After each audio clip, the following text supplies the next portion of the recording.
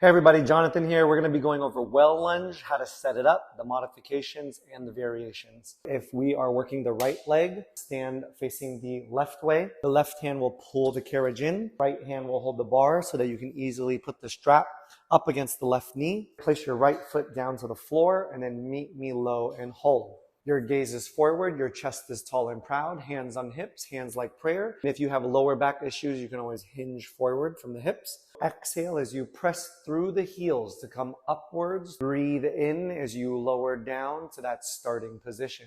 What I see happens is that the calf or the knee will go back or forward. As clients go down, their calf will start to go back, and as they come up, their knees will start to go forward as they come up like this. Another thing that I notice is people will press down with their knee rather than through their heel in the well. They'll have their legs wide out to the side or wide out inwards when it should be straight and back. The handlebars are here to help you if you need that support. And how you can make this harder is setting your toe on top of the carriage, lifting up off the knee, and this turns into a shorter back lunge rather than the back lunge at the back. I'm not a big fan of this exercise, which is called back lunge, because what it does is it eats into people's hip flexors.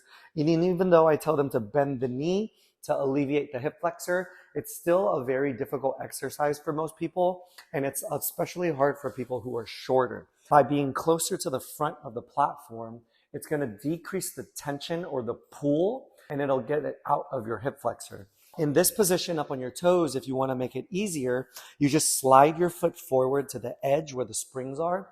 Or if you want to make it harder, go back even further to increase the tension. But you got to make sure that you have good enough grip socks. Otherwise, your toes are going to slip. A couple of variations that you can do in a well lunge is hold and pulses. I like to teach people down and up, because most of the time people will go down to what they think is the lowest point.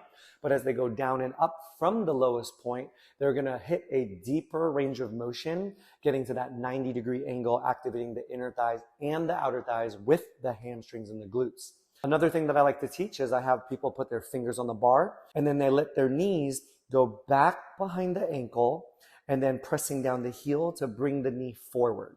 It's typically referred to as a leg saw. So you're just in an upright position where your knees are stacked above your ankle, and then you just let it fall back behind the ankle and then press down the heels to come forward. But remember, you don't want to go all the way forward, stopping right above that ankle.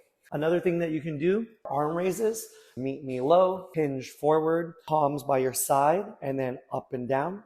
You can do fast pulses, you can do slow pulses. You can also have weights in both hands and then go up and down. Another thing that you can do, and I got to show you outside of the well, is you can have them go down into a low lunge and then come up onto their toes off their heels.